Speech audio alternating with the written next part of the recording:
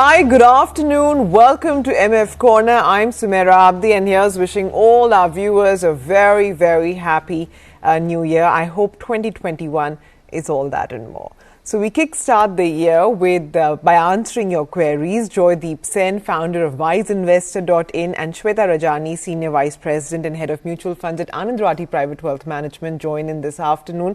So thanks very much, Joydeep and Shweta, for joining in, and wish you, your colleagues and your families the best wishes for the new year.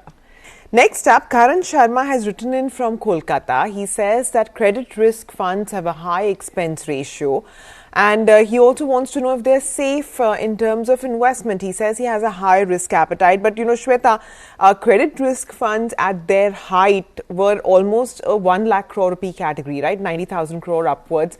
It has now been just a shadow of its former self, given all the events of the last, 1.5 years.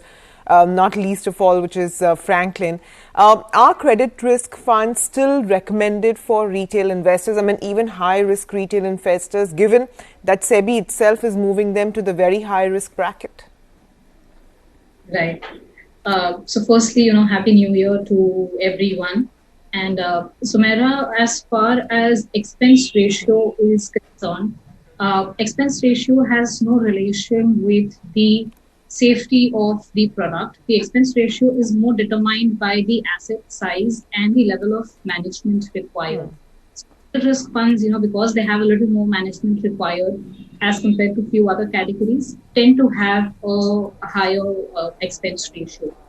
Credit risk funds, on the other hand, if I have to determine the level of safety, now level of safety for a fund can be determined by the portfolio quality and the diversification of the portfolio. So if you have more of high quality companies and government securities, then you have a better quality and higher safety.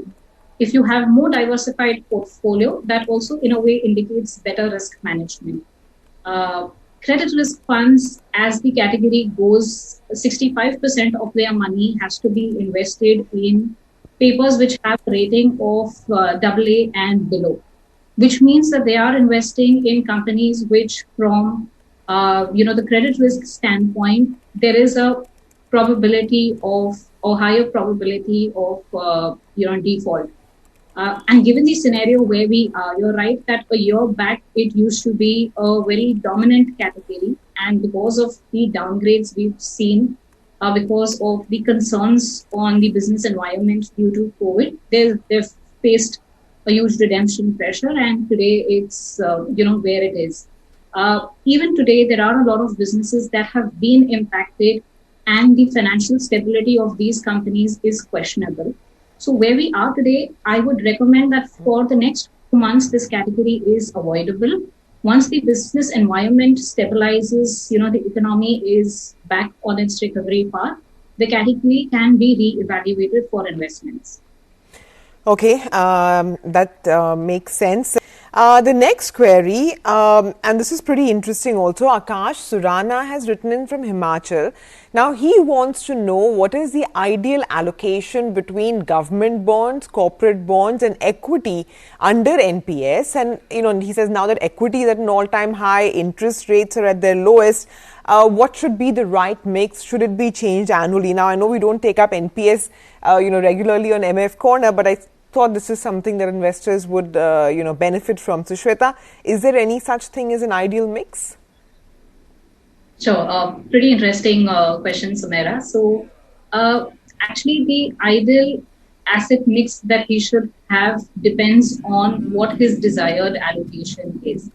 And that is something that he should first determine, depending on what his risk appetite is, what his investment horizon is, and what are the liquidity requirements that he would have for the next 3-5 years. Depending on all of this, he should, determine that at an overall portfolio level, how much is the equity and debt that he would want to have. So that's the first step he should do for his overall portfolio.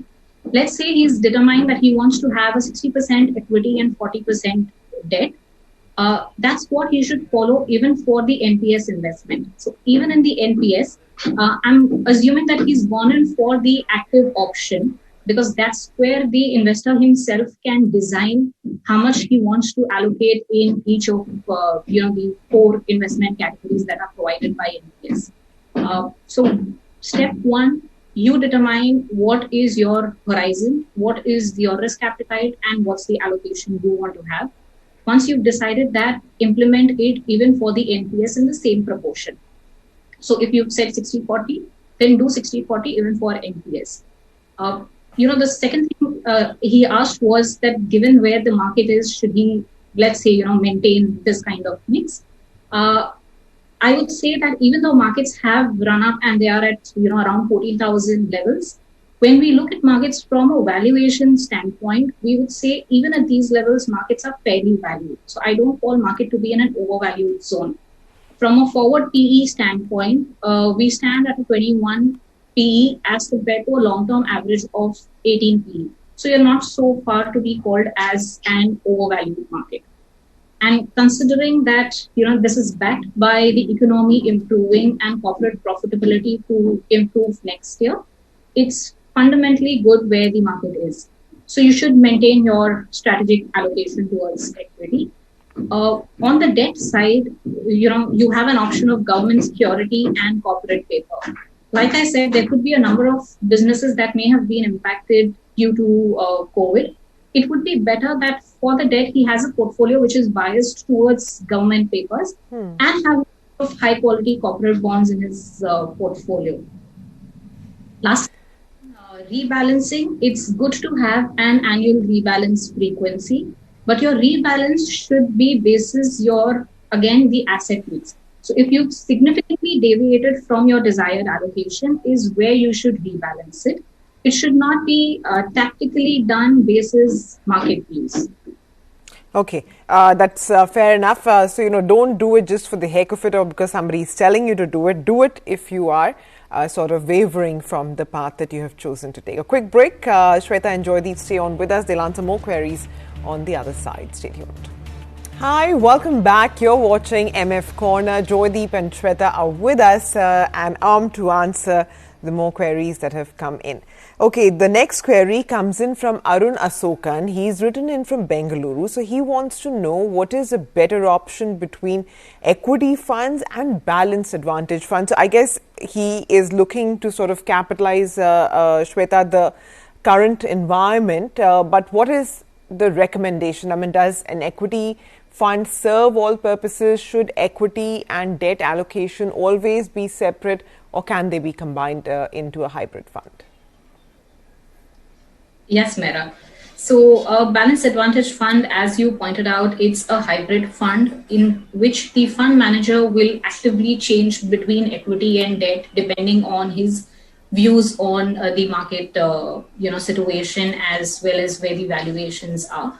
So in a balanced advantage fund, you can have as low as a 30% equity allocation, as high as 70-80% equity allocation. Today, where we see most balanced advantage funds, they roughly have 60 to 70% of equity mix in their portfolio. Here again, I would say that asset allocation, don't determine asset allocation at a scheme level, because it cannot be that all investors have a standard requirement of the asset mix. So you first determine what asset allocation suits you best, and then separate it out into pure equity funds and pure debt funds.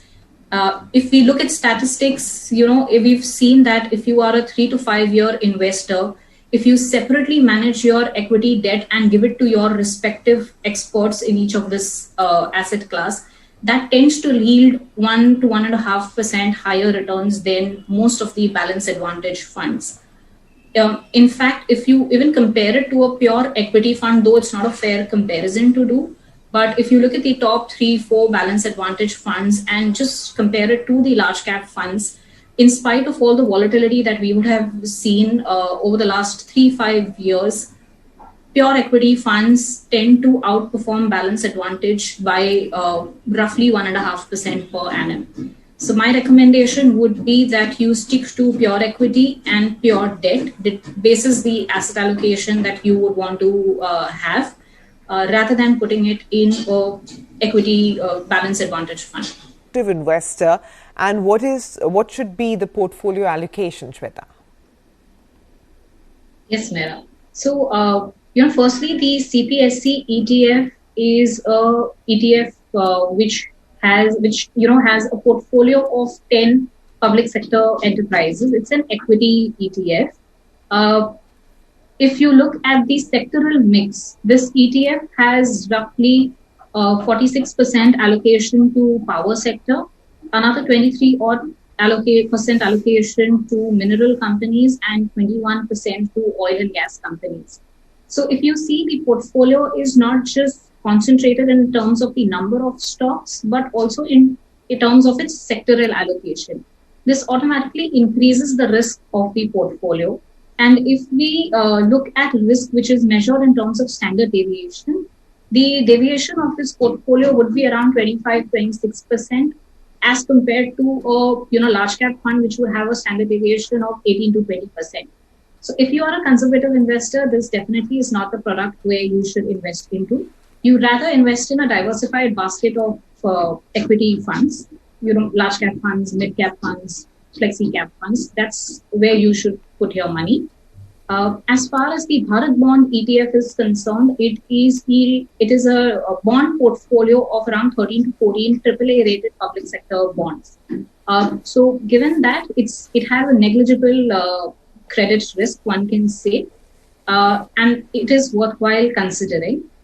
There are, as on date, 4 Bharat Bond ETFs with different maturities. So you have one Bharat Bond ETF maturing in 2023, one in 2025, in 2030 and 31. The bonds maturing in 30 and 31 have a net yield of around 6.6%. The one maturing in 2025 has a yield of around 5.2. So as long as you can stay invested till the maturity, it is good. You will get your returns closer to the net yield. But if your horizon is not to stay there for the next 10 years, then these funds have a higher duration. So they can face huge mark-to-market valuations if the interest rates start increasing. So that's one thing that you should be cautious of.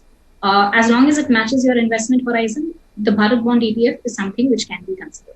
Joydeep, Shweta, thanks very much for joining in and for advising our viewers.